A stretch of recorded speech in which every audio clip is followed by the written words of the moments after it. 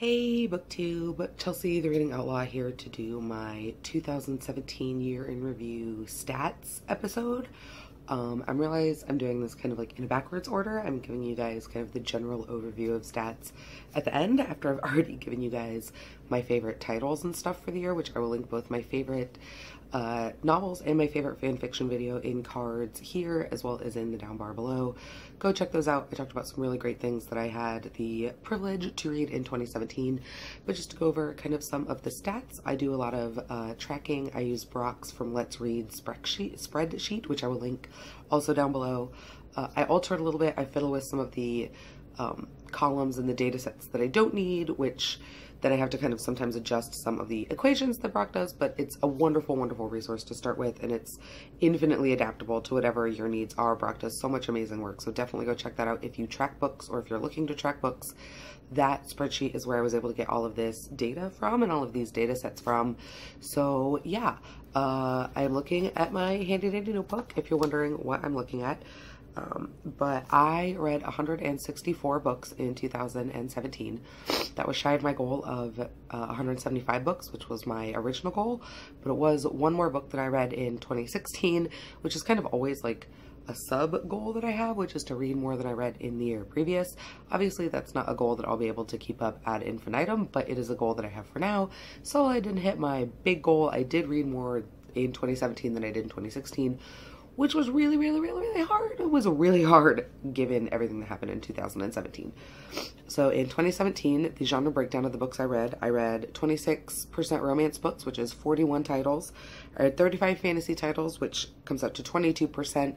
Then my next two highest genres were science fiction and nonfiction, with 22 and 23 titles respectively. So that comes out to about 14%.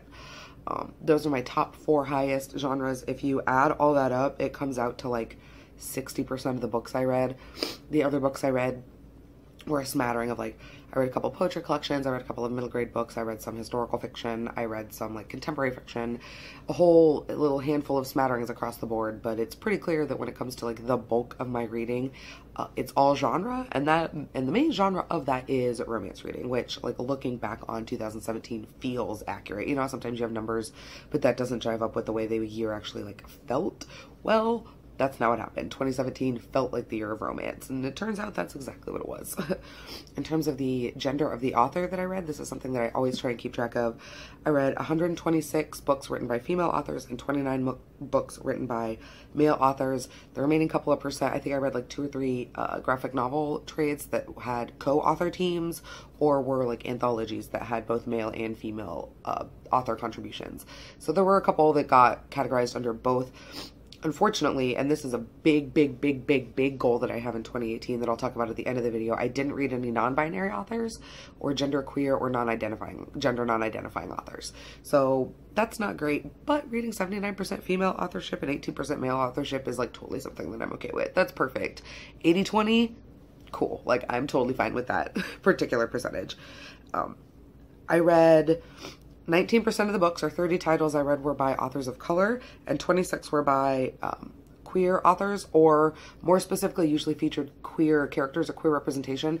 This one's a little hard to track because I refuse to ask or try and out an author to satisfy my own statistical needs. I will do a little bit of researching if the author is out or if a book is listed as being own voices and deals with queer content. Then I feel safer making an assumption. However, I don't believe it's anybody's business how somebody identifies in terms of their sexuality, so I'm not gonna go asking. I really don't like it when other people go asking authors that particular question because it's nobody's business. So when I track like queer rep, it's kind of a catch-all for both authors that are queer in addition to books that cover queer content, or have queer main characters or kind of queer issues as a focus of the story or of the book. And so I read 26 books like that, and that's 16%. These numbers are not nearly as great as my gender numbers. Like the disparity between white authors and authors of color and straight or cis hetero identifying authors and not is that like that is an area on which to improve. That's something else that I'm going to talk about at the end of the video in one of my goals, but it is something that I'm looking at and focusing on. And while it's better this year than it's been in like a lot of past years, it's definitely still an area where there can be growth and can be improvement. In terms of the format for how I consumed my books, Guys, this year is the year that I became a digital reader, like an overwhelmingly digital reader. 45% of the books that I read, so like half of the books that I read this year were ebook. That's 71 titles. And then 39% of the books, or 62 of the books I listened to on audio. So between those two things, that's over 80% of the books that I didn't actually hold in my hands in like a physical format. I'm willing to guess, although I didn't actually write it down, that a lot of those physical books that I looked at were trade volumes, because I still don't like reading graphic novel trades digitally.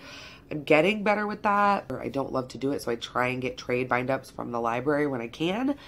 So that's probably where the rest of those physical books came in. There were a handful of things that I had on my shelves, a couple of the Stephen King books especially that I've had for years, that I did read in print, but it's pretty clear to me that there probably won't be a lot of like book hauls on this channel coming up. There will probably be a lot of library hauls because most of what I read is digital and most of it comes from the library. Speaking of which, one of the best things about Brock's spreadsheet is that if you put in certain cost points, or if you know the like what a book would cost you, you can enter it and it will actually track what you saved by using the library instead. And this year I saved $1,338.21 by using the public library and not buying books. In a year where I lost my job, saving $1,300 and still being able to read and consume media like I did is vitally important. And I would not have been able to do that if it weren't for the library. And I know that, and I am grateful for that almost every single time I open up the library app on my phone. But seeing the hard numbers and the data sets about it just like really make it, like really hammer it home that like the library is a savior to me in times when times are hard and I still need media as that safe space to go. 69% of my books came from the library. That's 113 of the titles that I read. The other ones, most of the other ones were either NetGalley books or Edelweiss books that got released as ARC copies or came from my own shelves. I think I only spent like $100 and something on books throughout all of 2017, and that includes some pre-releases of ebooks that I'd already read the arc of that I wanted to buy because dollars are how you vote and dollars are how you show who and what you support. So I still wanted to spend money on those things. But yeah, 2017 would not have been the media year it was if it had not been for the library. And one last little fun thing, the average star rating I had was a 3.69. That's a little bit higher than it has been in years past, which is good. It's usually about a 3-star. I mean, when you read a lot of books, a lot of the books that you read are good. They're not great, but they're good and you like them, but you don't love them. I did have a really good, like, the 5-star books that I read this year were absolutely fantastic. Probably some of the best 5-star books I've had in a long time, even though there weren't as many this year as there have been in years past.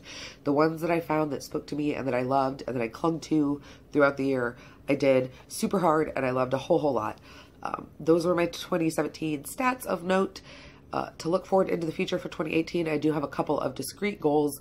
I want to read more middle grade. This was one kind of genre or age grouping that I didn't read enough of in 2017 that I really, really love, and that I think is a genre or an age group that is exploring a lot of really cool things in terms of like style and format and trope. And there's a lot of authors of color and there's a lot of really great diversity coming up in the middle grade genre especially.